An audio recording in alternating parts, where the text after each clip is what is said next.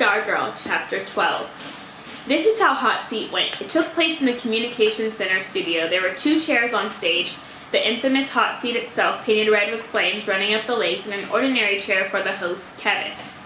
Off to the side were 2 rows of 6 chairs each, the second row higher than the first. This was where the jury sat.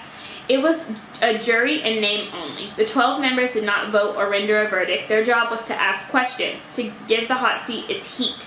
Ticklish questions, embarrassing questions, nosy questions, but not mean or hurtful questions. The idea was to make the subject squirm, not roast.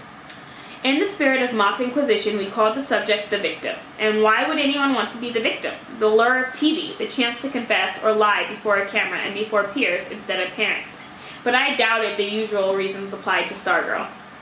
There were 3 cameras, one for the stage, one for the jury, and Chico.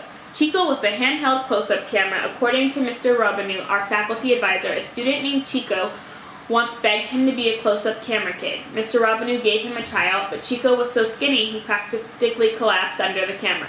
The job went to someone else, and Chico went to the weight room. By the following year, Chico had muscles, and the camera was like nothing on his shoulder. He got the job, and he was brilliant at it.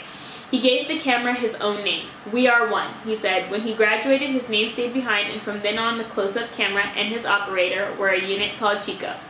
The host and the victim were each fitted with a thimble-sized clip-on mic. The jury passed around a hand mic. Opposite the stage was the glass in controlled room, sound insulated from the rest of the studio. That's where I worked, wearing my headset, watching the monitors, directing the shots. I stood at the shoulder of the technical director, or TD. He sat at a rack of buttons, punching up the shots I ordered. Also in the control room were the graphics and audio people. Mr. Robinu was there as a faculty overseer, but basically the students worked everything.